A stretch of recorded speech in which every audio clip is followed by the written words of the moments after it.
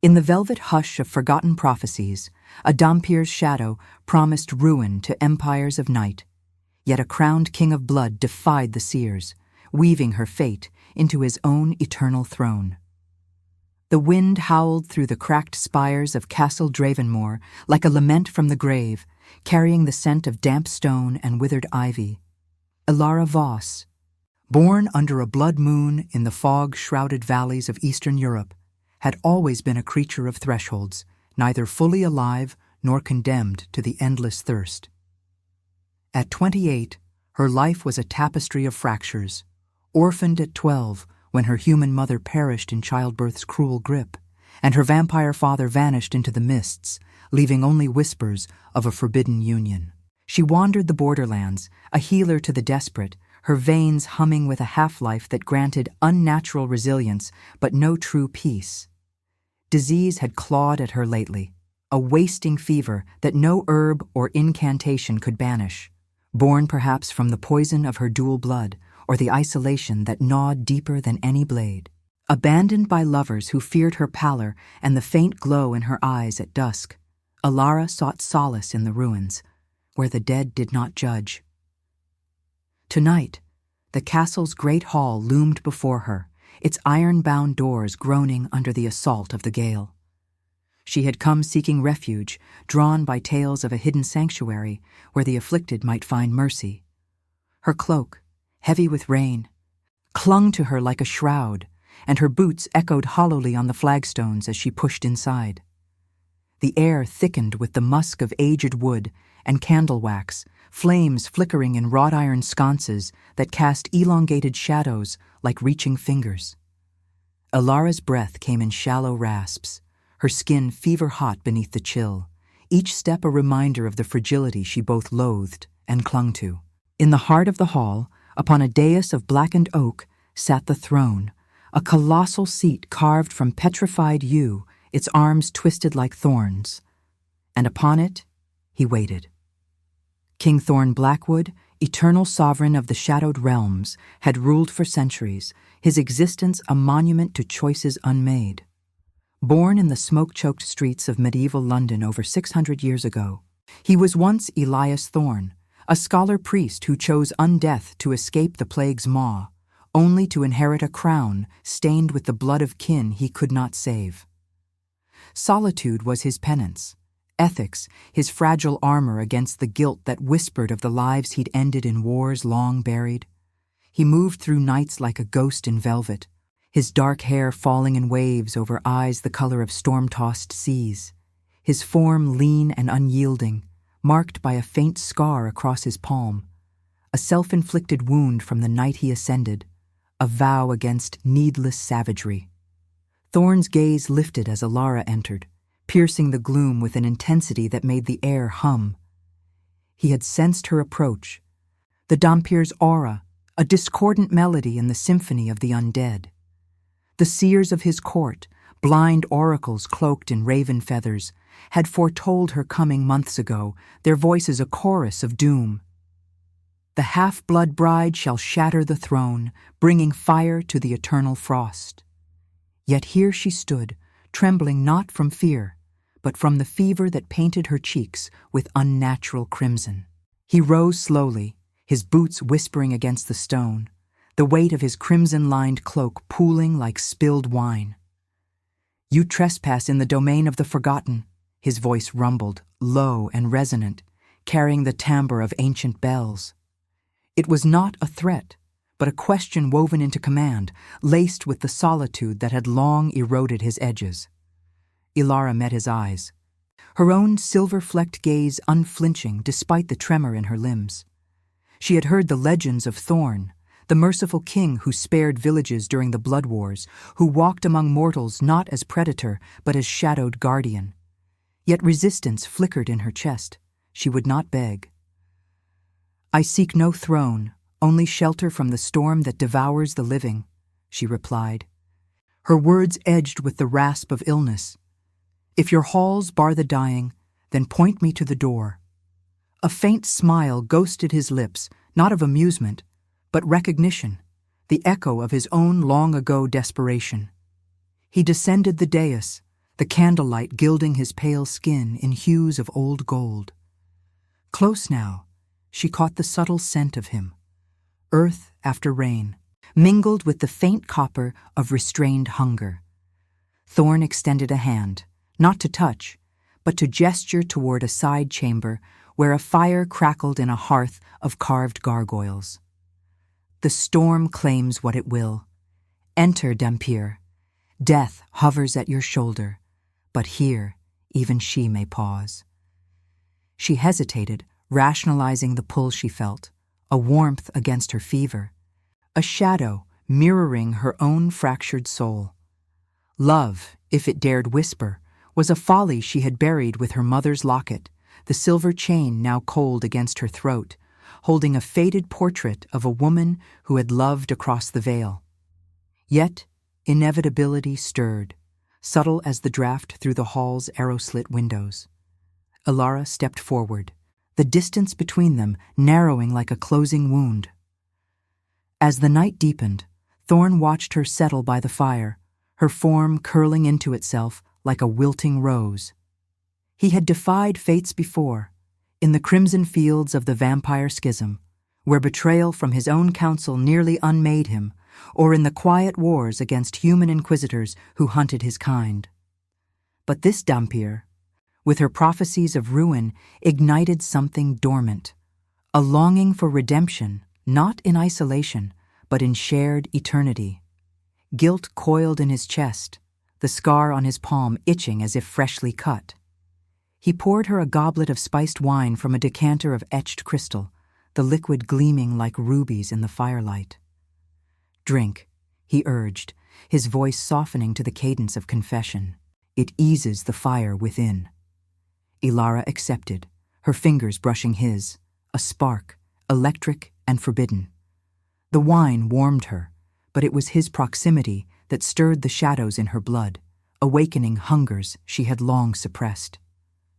Outside, thunder rolled, rain lashing the panes like accusatory tears.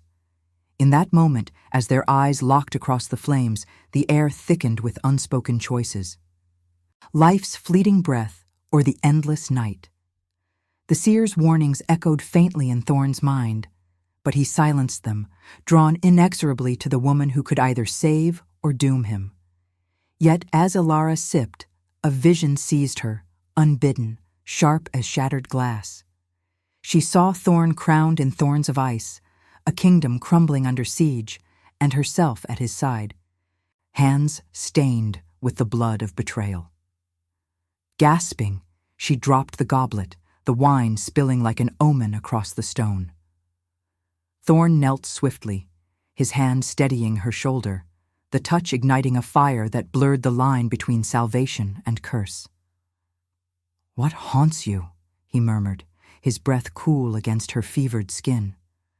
"Not what," she whispered, pulling away yet unable to fully retreat, "but who?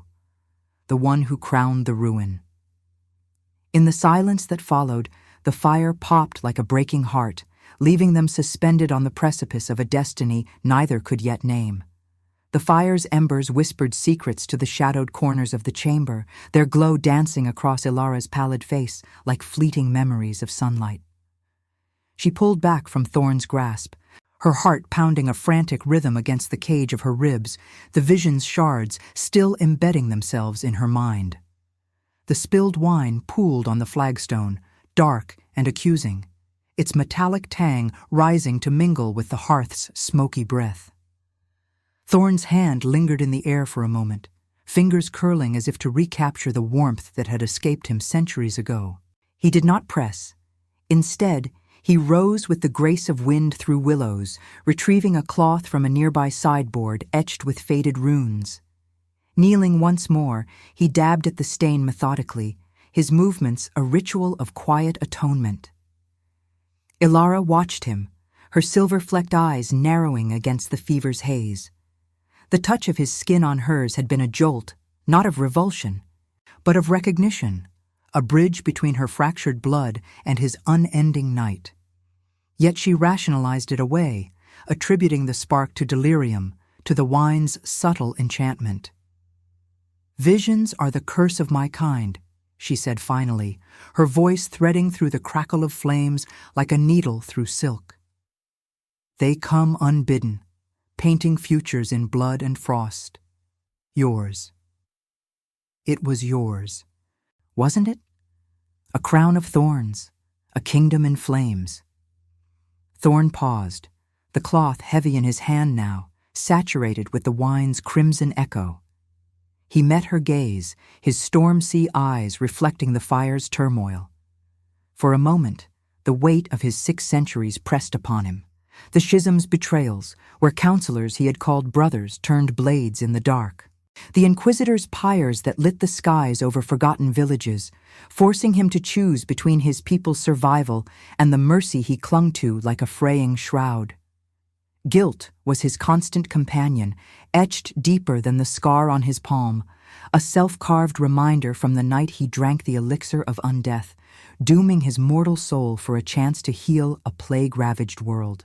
"The seers have long spun such threads," he admitted, his tone low, resonant as distant thunder rolling over moors.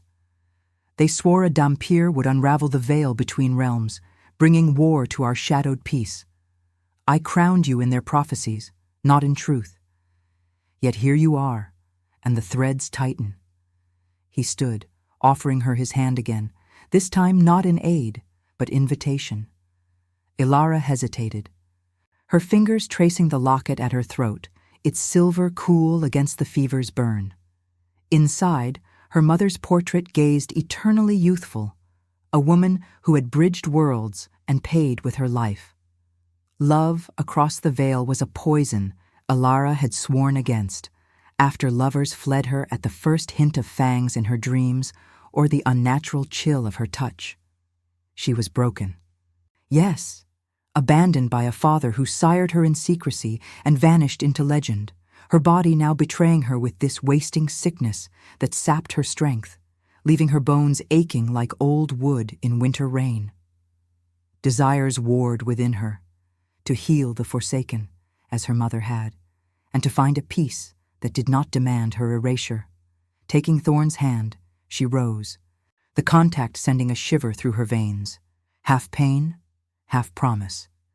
They moved deeper into the castle's labyrinth, the corridor's walls lined with tapestries frayed by time, depicting battles where vampires and mortals clashed under blood moons. The air grew cooler, carrying the faint echo of dripping water from unseen cisterns and the distant howl of wind through arrow slits. Thorn led her to a library chamber, its vaulted ceiling lost in gloom, shelves groaning under tomes bound in leather that smelled of aged secrets and forgotten incense. A single candelabrum burned on a mahogany table, its flames steady despite the draft, casting pools of golden light that warred with encroaching shadows. He gestured for her to sit in a high-backed chair upholstered in faded velvet, black as midnight's heart. As Ilara sank into it, the fabric's texture enveloping her like a reluctant embrace, Thorn poured water from a silver ewer into a basin of carved obsidian. "Wash the vision's residue," he said, his voice a gentle command. "It clings like regret." She complied, the water's chill biting her skin, mirroring the isolation that had driven her to these ruins. Dipping her hands, she felt the locket swing free, catching the candlelight in a brief, defiant gleam. Thorn's eyes followed it, a flicker of curiosity softening his eternal mask. "Your mother's?" he asked, not intruding but acknowledging the talisman's quiet power. Ilara nodded, water dripping from her fingers like unshed tears. "She chose love over caution, birthing me in the borderlands where humans whisper of monsters. He, my father, left us to the Inquisitor's torches. I carry her memory as both anchor and chain." The words spilled out, unbidden, drawn by the room's intimacy, where dust motes swirled in the light like lost souls. She rationalized her candor. He was a king of night, bound by ethics that spared the weak, no threat to her guarded heart. Yet inevitability coiled tighter, the air between them humming with unspoken hungers. Thorn leaned against a shelf, arms crossed, the scar on his palm hidden in shadow. "Every immortal was once someone who chose not to die," he murmured, echoing a creed he had forged in the plague's ashes. "I was Elias then, a priest who bartered my faith for eternity to save my kin." But salvation twisted into solitude. Wars came, political machinations in the courts below, where lesser vampires schemed for my throne, allying with human warlords in betrayals that stained the earth red. Guilt is my crown's true weight. I seek redemption not in conquest, but in choices that spare the innocent. Their words wove a fragile bridge, the candle flames guttering as if in sympathy. Outside, rain pattered against leaded windows, a somber percussion underscoring the rhythm of their confessions. Ilara felt the fever ebb slightly in his presence, her Dhampir blood responding to the ancient pull, awakening desires she had buried. Not just survival, but a partnership in the shadows. Yet resistance flared. Prophecies were not mere tales. Her vision foretold ruin, and she would not be the instrument of his fall, nor he the chain on her fleeting life. A sudden clamor shattered the hush, boots echoing from the corridor, urgent and armored. Thorn straightened, his form tensing like a blade drawn in moonlight. The door burst open, admitting a figure cloaked in raven feathers. One of the seers, her blind eyes milky voids, staff tapping the stone like a heartbeat.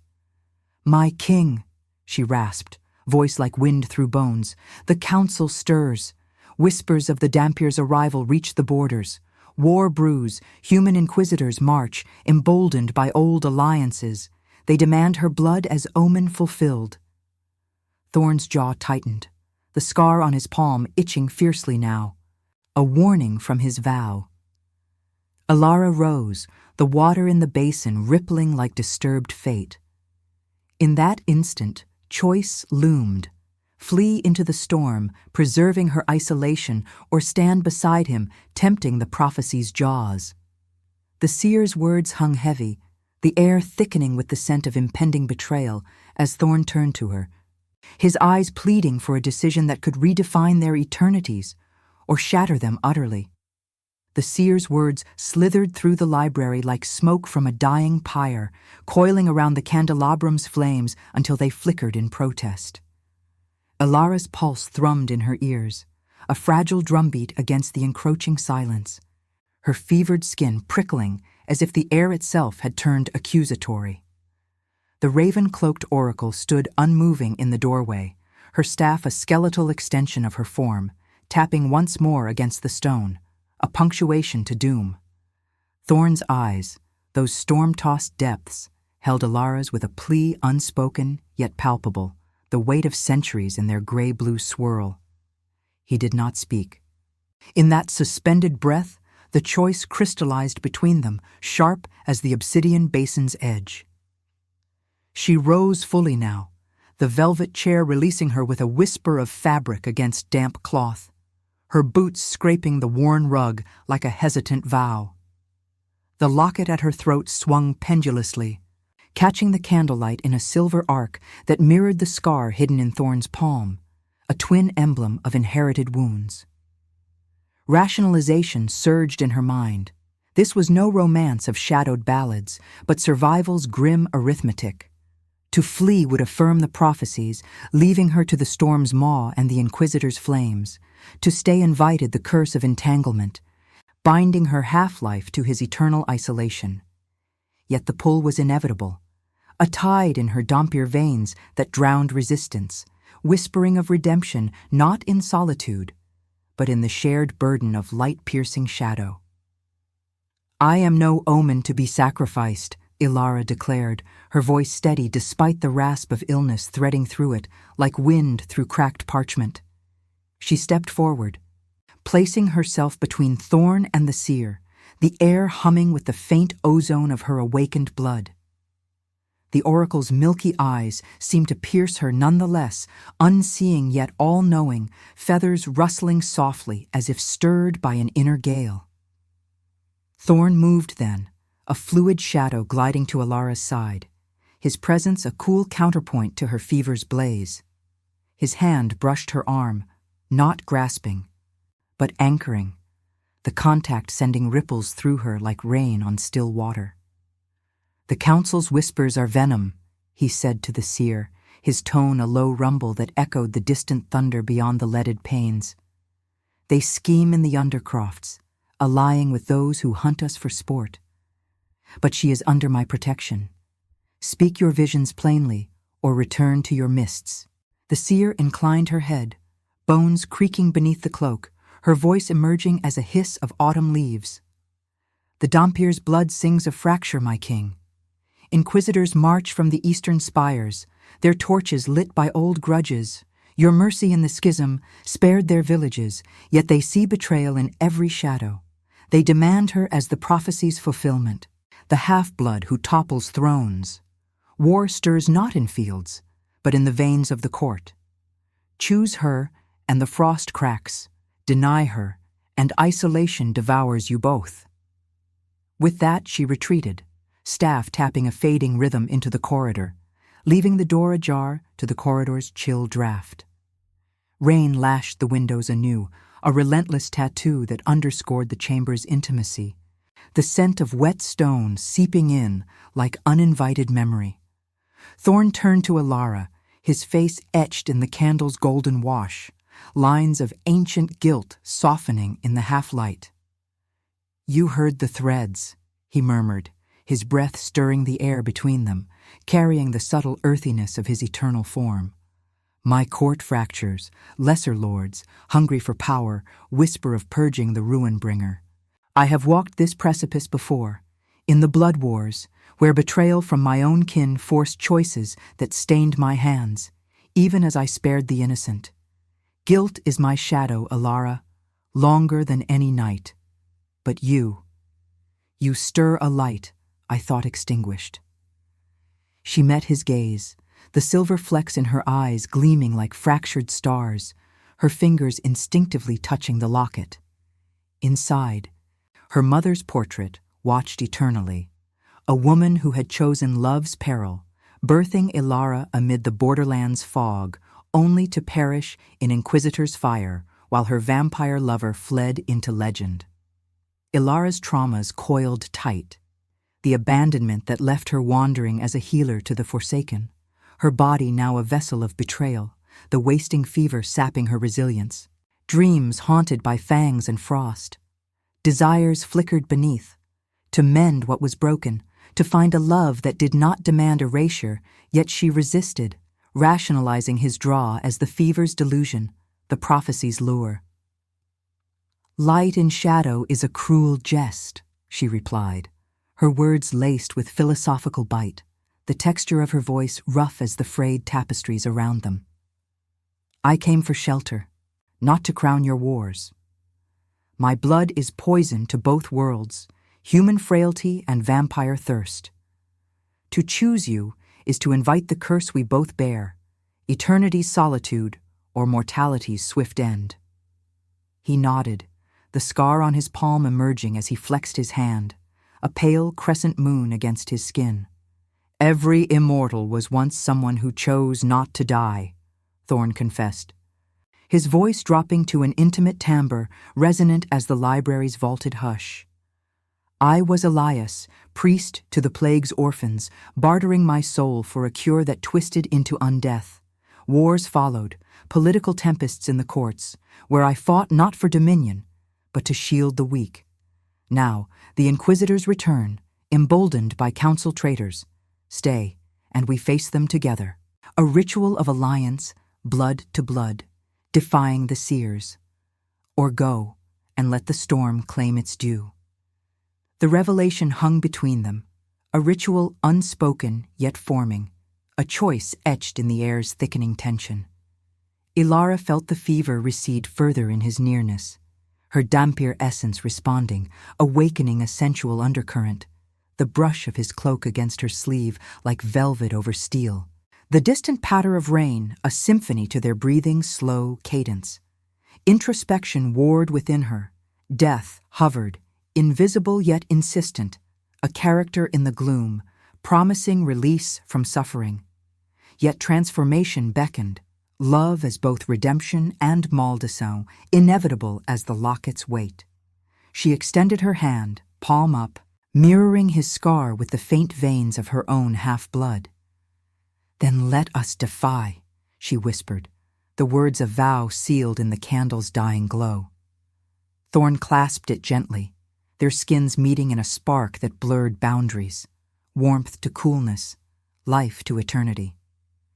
In that touch, a subtle ritual ignited, not of blood exchanged, but of wills entwined, the air shimmering with latent power, the scent of ozone mingling with wax and rain.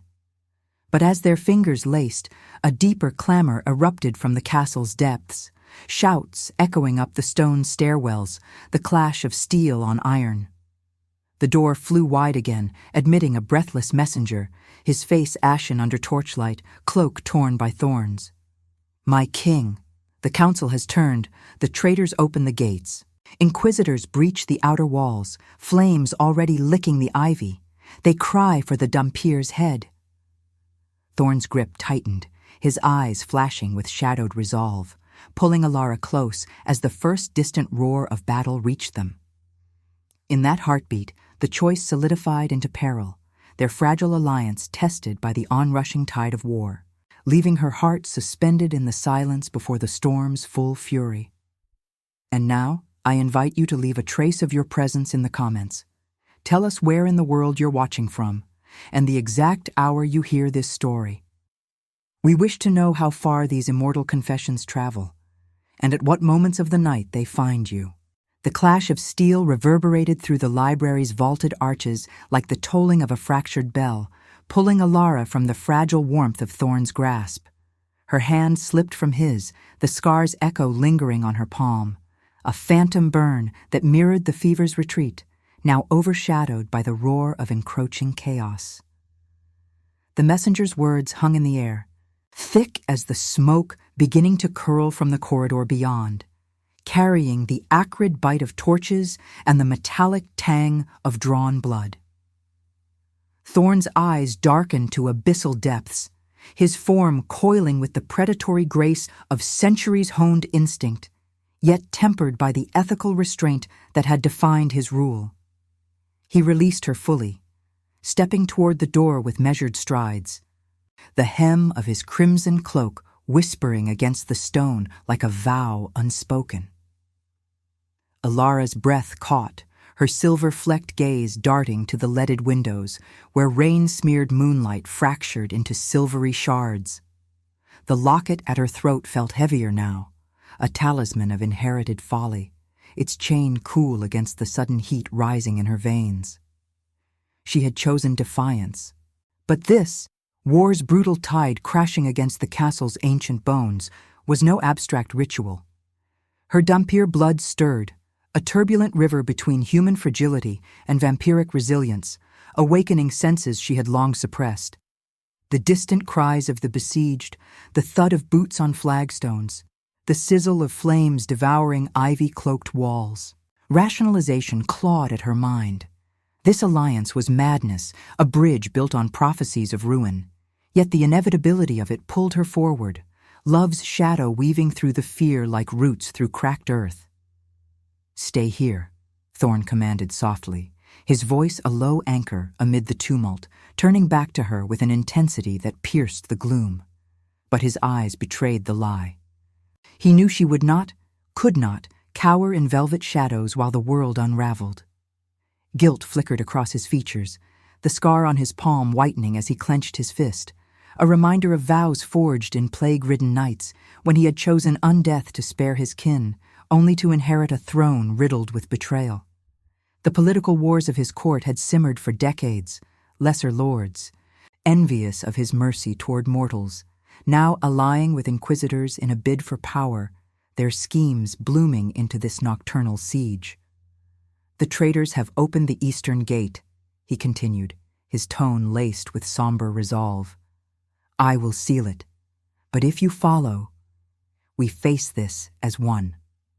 She nodded, the motion instinctive, her broken form, scarred by abandonment, fever's relentless gnaw, and lovers' fleeting grasps, igniting with purpose. Alara had healed the forsaken in borderland hovels, binding wounds with herbs and half-magic, but never had she stood against the storm itself. Desires she had buried resurfaced, not mere survival, but transformation, a redemption shared in the blood-soaked dance of light and shadow.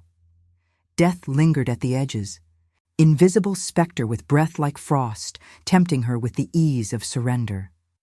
Yet Thorn's presence repelled it, his solitude mirroring her own, ethical and unyielding, a king who had walked wars not for glory, but to shield the innocent from eternity's cruelties. They moved as one into the corridor, the air thickening with the clamor of battle. Shouts echoing off tapestries that depicted long-forgotten schisms, the crackle of fire mingling with the patter of rain through breached roofs. Thorn led, his steps silent on the worn stone, while Alara followed, her cloak shedding droplets like tears. The castle's heart pulsed with frenzy, servants fleeing with wide-eyed terror, vampire guards clashing with armored intruders in bursts of moonlight that painted the walls in stark silver and crimson. A close-quarters skirmish erupted ahead. Two of Thorn's loyalists, their forms blurring with unnatural speed, fending off inquisitors whose crosses gleamed like accusations, blades whistling through the air, heavy with the scent of sweat and scorched wool. Thorn surged forward, disarming one assailant with a fluid twist, his hand avoiding the fatal strike, mercy his blade's edge even now. Alara, drawn by the fray, felt her blood respond, a surge of strength chasing the fever's haze. She lunged, her half-life granting agility that outpaced the mortal foe, knocking a torch from his grasp before it could ignite a hanging banner. The flame sputtered on the floor, casting erratic shadows that danced like tormented souls, the heat licking at her boots with insistent texture. In that melee, their eyes met across the chaos, Thorn's a storm of gratitude and warning, hers alight with the thrill of shared peril, resistance crumbling under the weight of inevitability. They pressed onward, ascending a spiral stairwell slick with rain and blood, the wind howling through arrow slits like a chorus of the damned. At the landing, the eastern gallery unfolded, a vast hall of arched windows overlooking the outer bailey, now a cauldron of war. Flames devoured the ivy, illuminating figures locked in combat, vampire courtiers turning on their own, blades flashing under the blood moon, while inquisitors chanted litanies of purification, their voices a droning counterpoint to the clash of iron. Thorn's council traders stood amid the breach, cloaked in midnight velvet, their faces twisted in ambition's sneer, directing the human horde like puppeteers of doom. In the hall's center, atop a dais scarred by old battles, waited the revelation, a ritual circle etched in silver salts on the marble floor, pulsing with faint ethereal light.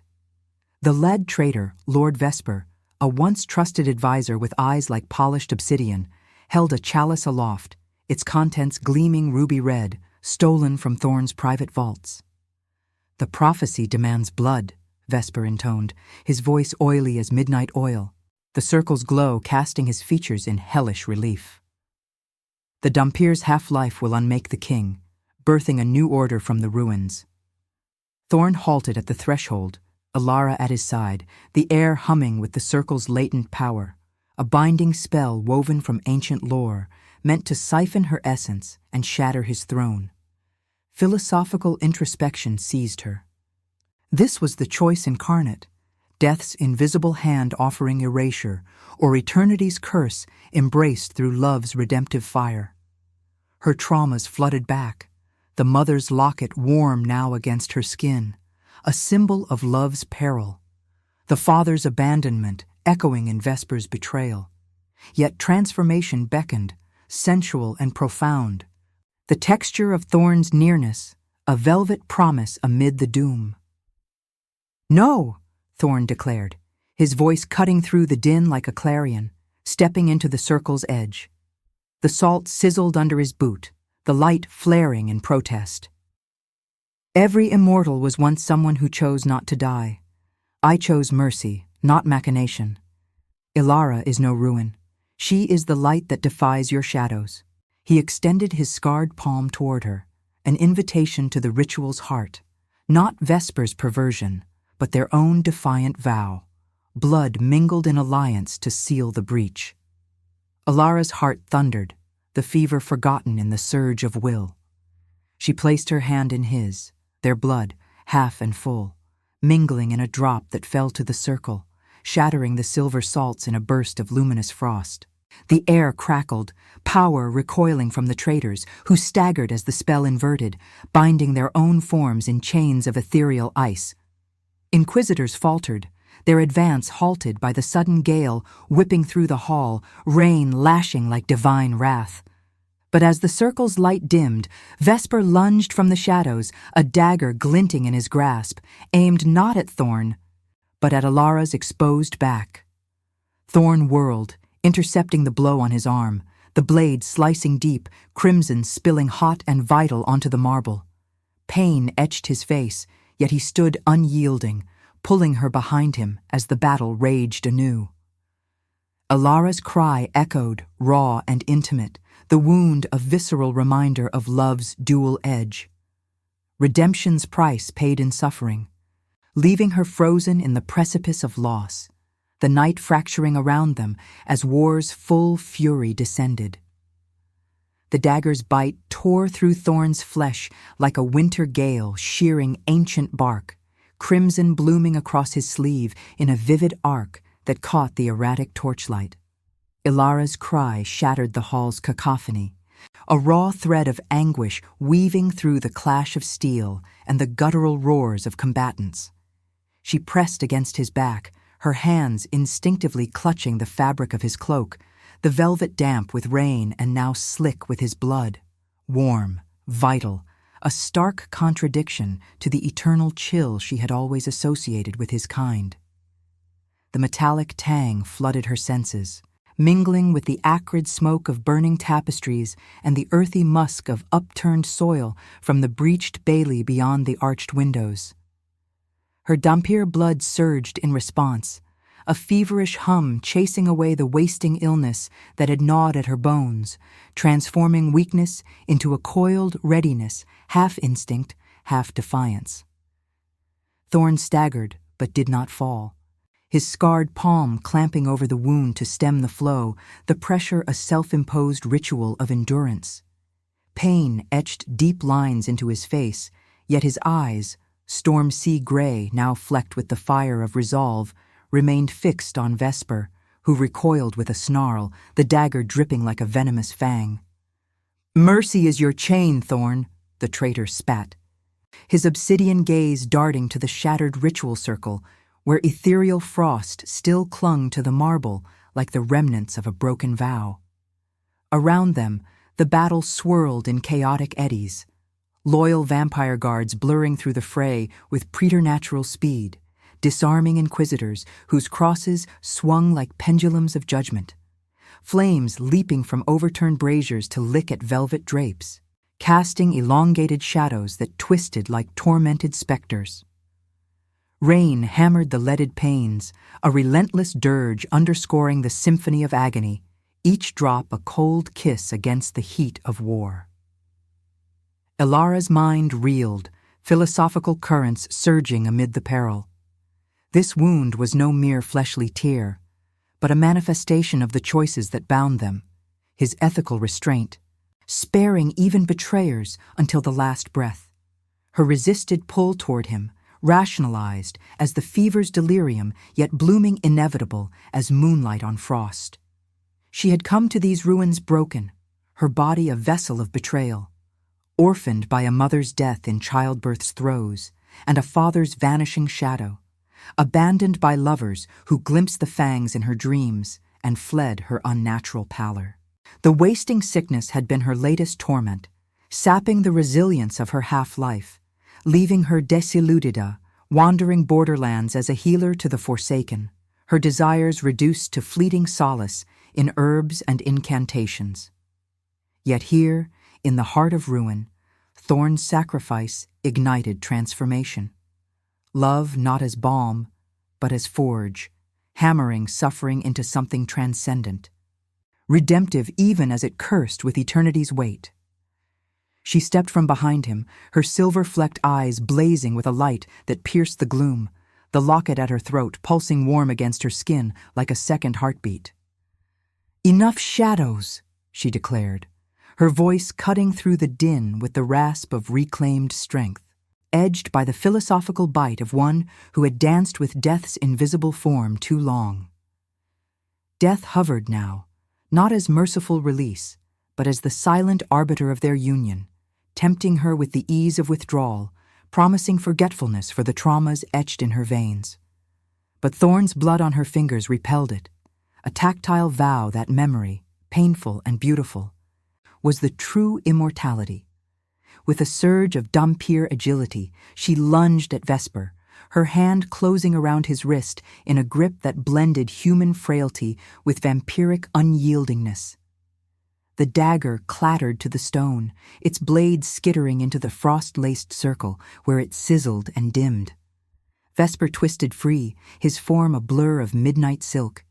But the inversion of the ritual had weakened him, the ethereal chains cracking his resolve like ice under flame.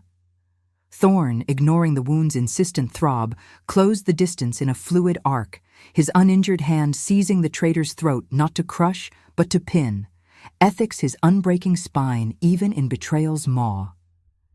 "You schemed in the undercrofts, allying with those who burn for sport," Thorn murmured, his voice low and resonant, carrying the timbre of ancient confessions over the battle's roar.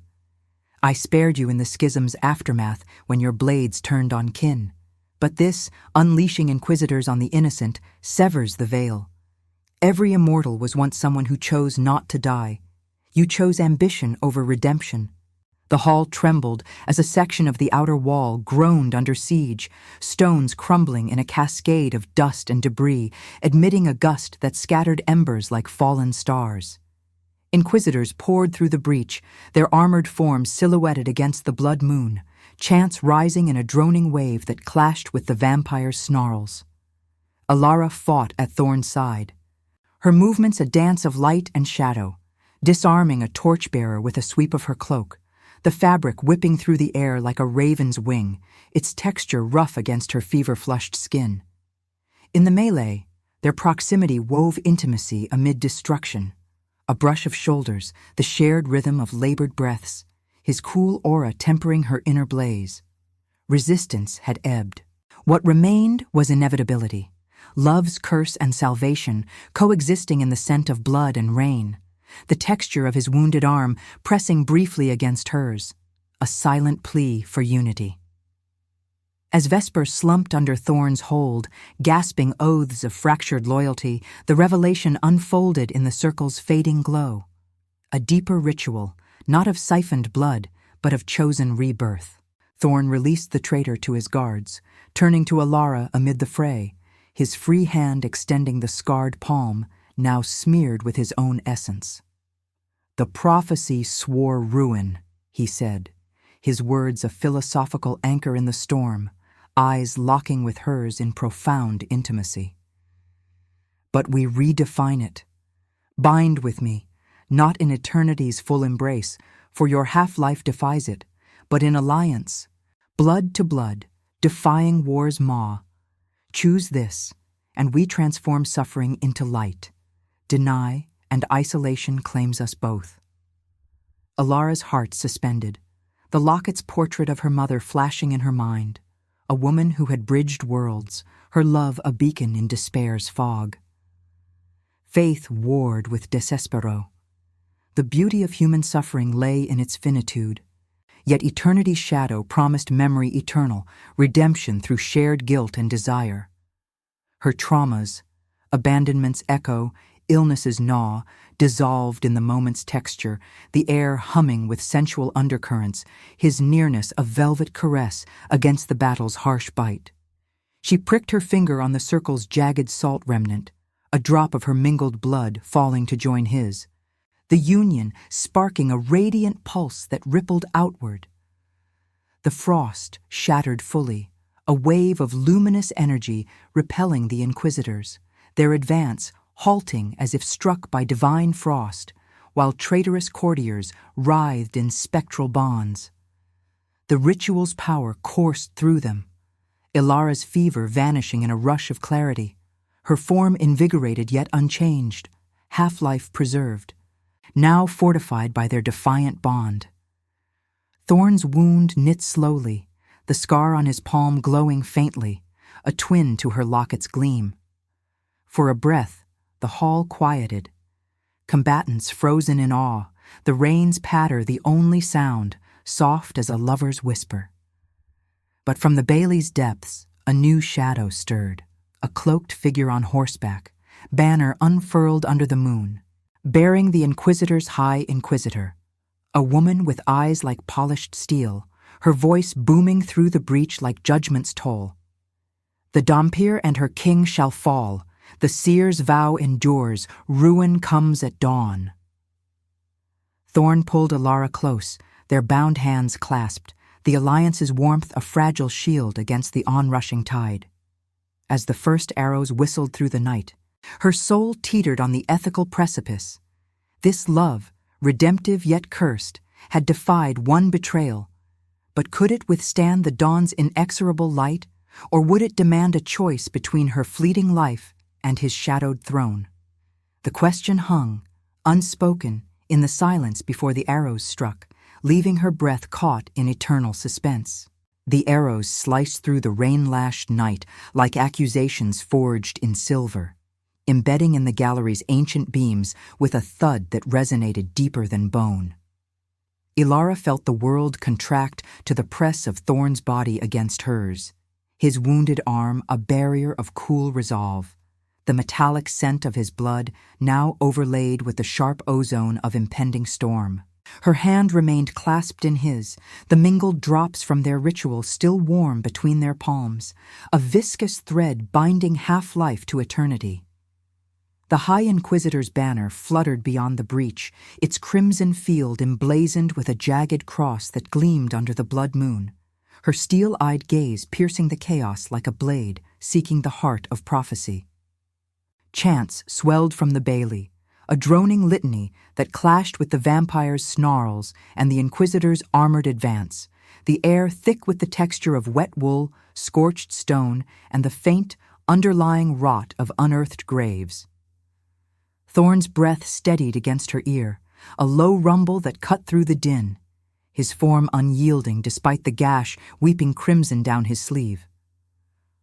"Hold to me," he murmured, the words intimate as a confession in a confessional's gloom, his storm-sea eyes scanning the fray with the calculated mercy of one who had navigated centuries of such tempests.